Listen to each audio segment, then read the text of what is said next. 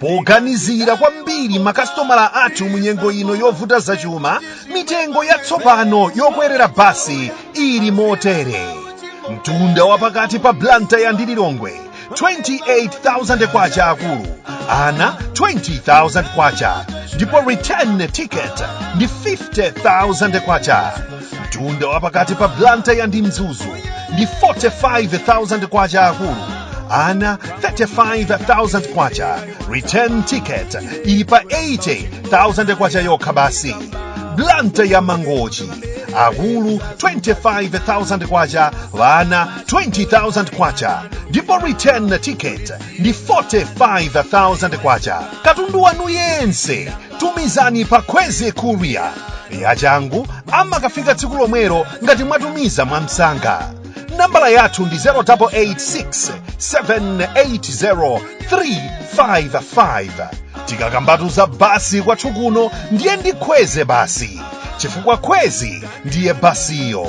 Khwezy buses, miles of smiles to your destination.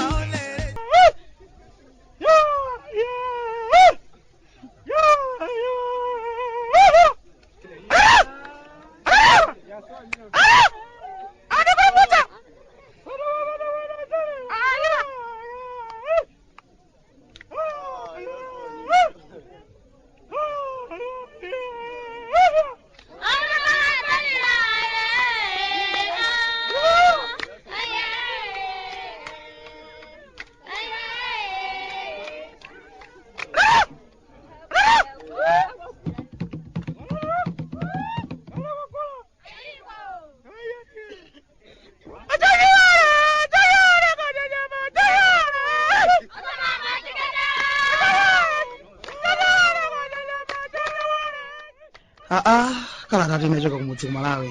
Bwande mukuli chani tsopano kuchokera kunyasala ndeko. Okondeka dodolido. Achimwene, muli bwanji koma nzathu kumangala ndeko. Kuno kwatu nyasanda ayi ndithu moyo basi achimwene tikusuntha basi pang'ono. Mukudziwanso inu nyasanda zochitika zake. Kumachitika zinthu kwathu kuno zambiri. Komabe tikuyamika kumwamba kuti chauta akalatisungirabe moyo wa achimwene. Madzi akumwa olongosoka kuvuta kwambiri kwathu kuno. Anthu akumwa dzithaphwe simungakhulupirire. Mpaka na pano numalephera kumvetsa kuti kodi chikuchitika ndi chiyani. Mipope yathu nthawi zambiri kumakhala ilibe madzi. Malo motuluka madzi umakhala mpweya okhaokha. Zimanimvetse chisoni kuti makono zinthu zosakhala bwino kwenikweni davomereza, ndipo ndafika pomazitenga ngati zabwinobwino basi. Palibenso amene amalankhula, palibenso amene amapepeza, basi timangokhala basi. Kolera akabwera nkutikodzokera basi nkhani yake imakhala kumangolira basi. Koma gwero lake tikulidziwa ndithu. Ndikudziwa kale leroyi yakudabwitsani kuti koma kodi Bwandasa, koma zoona kungoyamba basi osatiuza za basi zotsogola za Khwezy. Pano patu kwathu konse kuno dagwirizana achimwene na kungokhala ndi ulendo pa basi pakati pa Bwande, Lilongwe, Mzuzu, Nkhata Bay komanso Mangochi. Basi zimene anthu amakwera ndi za Khwezy basi, zimayenda bwino kwambiri. Ukangolowa mkati mwa basi za Khwezy umakhala ngati wakwera ndege amwene. Ulendo ndi basi za Khwezy sumatalikayi.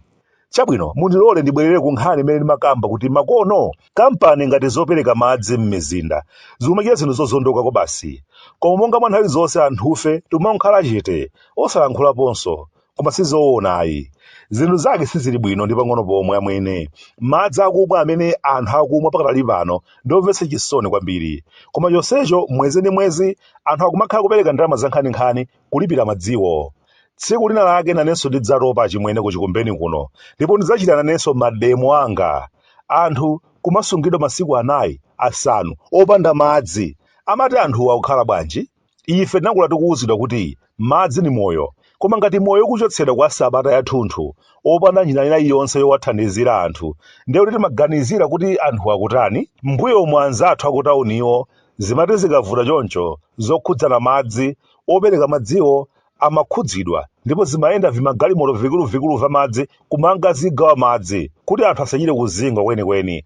Koma lero lino kuchikumbeni kuno ndiyolo saganizirakonso mkomwe amwene. Amangoti aona kuti apanga bwanji kuli zithaphwi zambiri kumeneko, aona achita bwanji obwantasa. Koma kunena zoona ayi ndithu zinthu zake zosalongosoka ayi.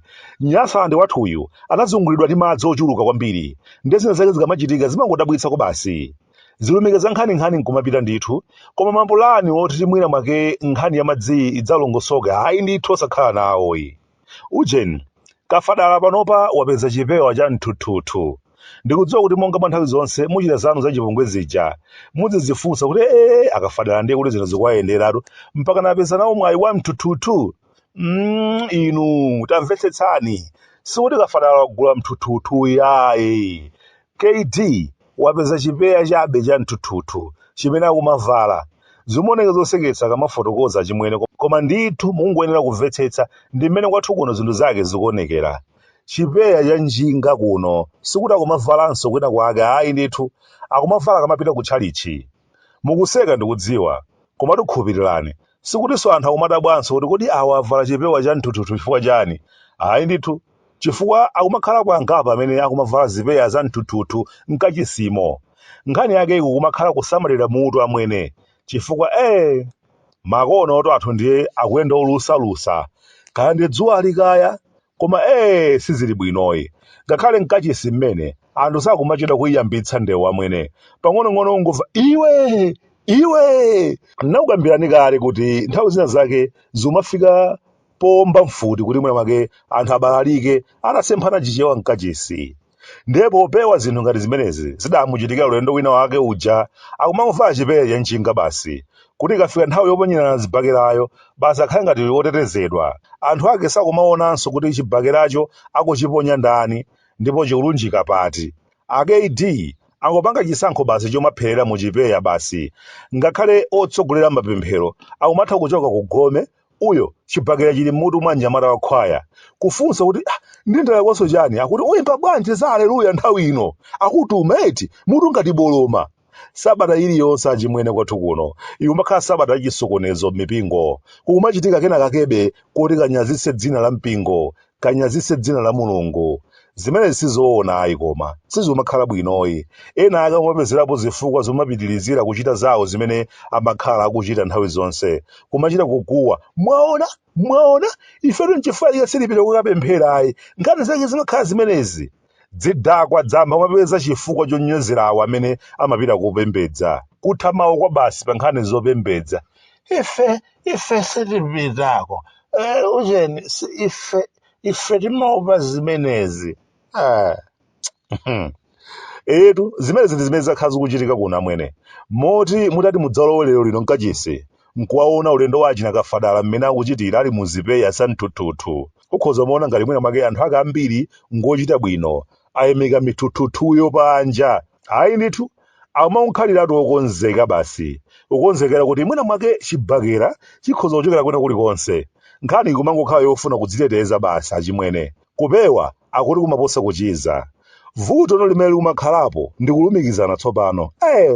Zimenezi ndi zikumachema achimwene kuti mulankhulane nkhani nonse muli mzipewa za mthuthuthu. Lumakhala vutotu, kumakhala kukuwa ngati anthu ali mchigayotu. Mukudziwa ino nanga si chipewa chimakhala kuti mwatchinga makutu, ndiye kumakhala kukuwa kuti chani iwe mbaya yake operekayo isalolera kumeneko, ndaonako wina wake otalika manja kumeneko, talolera manja uko. Komatu zimene zikamalankhulidwa munthu amakhala kuti akukuwa osati sewero. Ndiye kafadala wazolowera zovala chipewa cha mthuthuthuzi, moti akatuluka nacho Tchalitchi mpaka nakumadzafika ku nyumba chikadali kumutu, mpaka na ikafikanso nthawi yogona amakalowa nacho mmaguza chikadali kumutube. Ujeni zampira nde zikutivutabe inde makosana ahazenolo ya umphawi simmene akutumbwira ulendo uno, mpaka ndithu nalodabwa kwaona eti akunenepa eti ine mpaka nakufika pomba mmanja kuti masapota ahazenolo mpaka nakufika ponenepa. Koma zinthu ndiye zinasinthadi, mwamva ino hazenolo ya umphawi mpaka na masapota ake kumayenda ndithu poyera osayendanso mozemba, atavati malayata awo ngati tagule wamkulu wako chikho kunchisi. Ayi ndithu zinasinthadi zinthu, mwamva inu achimwene. Kodi mukudziwa kuti nkhani za madzi ndi makamba zija kulinso madera ngati kukatete chakucha mphira uko kumzimba amwene akumatha kukhala ndithu sabata ziwiri opanda madzi, magesi kuzima mpaka na sabata zitatu, adindo ali phee kuyesera kudandaula, ayi ndithu osakhudzika. Tikukamba pano achimwene ana asukulu otitu akulemba mayeso chaka chino, kuwerenga sikukutheka ayi, koma tikufuna nthawi ya mayeso ikafika nawonso adzankhe zofanana ndi zimene ana anzawo kwina kwake kumene amawerenga bwinobwino akuyankha.